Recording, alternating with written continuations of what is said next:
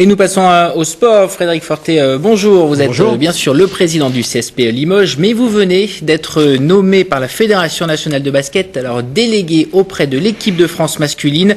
D'abord, en quoi va consister ce nouveau rôle ? Pour vous dire la vérité, ça va être à peu près ce que je fais au Limoges CSP, mais auprès de l'équipe de France A, c'est-à-dire encadrer un petit peu les joueurs et l'entraîneur de façon à ce que vraiment tout le monde tire dans le même sens pour que l'équipe de France ait le maximum de résultats. Pourquoi avoir accepté ce poste ? Parce que déjà c'est très agréable, moi tout ce qui touche au basket m'intéresse beaucoup, l'équipe de France A, c'est quand même suffisamment connu et reconnu pour comme ça se décupler un peu des envies, des ambitions, surtout que les ambitions et les objectifs vont être très élevés dans les prochaines semaines. Alors justement, il y a quand même beaucoup de boulot parce que cette équipe de France, il y a des joueurs individuels qui ont un énorme potentiel, mais on a l'impression que quand ils sont ensemble, ça marche pas. Alors qu'est-ce que vous pouvez apporter ?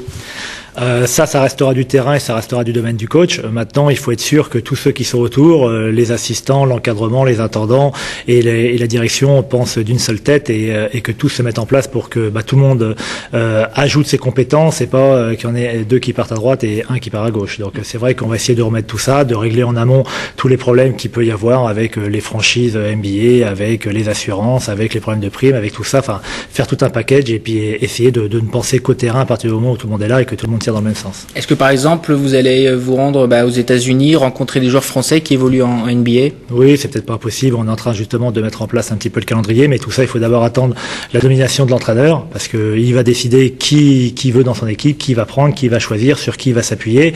Après ses assistants et après on mettra tout ça en musique. Justement, parce qu'on avait l'impression qu'au sein de l'équipe de France et de toute la structure autour, c'était un peu le désordre. Ça partait un peu dans tous les sens depuis quelques mois. C'est pas ça, mais que la fédération est quand même une très grosse machine. Il y a quand même plus de 80 salariés, plus des gens qui interviennent en plus.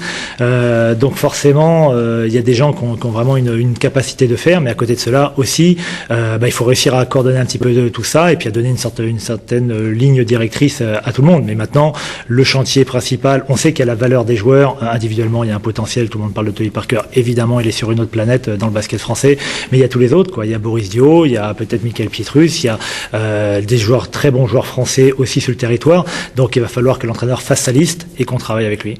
Très rapidement, un mot du CSP. Vous recevez samedi soir Boulazac. La première place, elle est toujours envisageable ?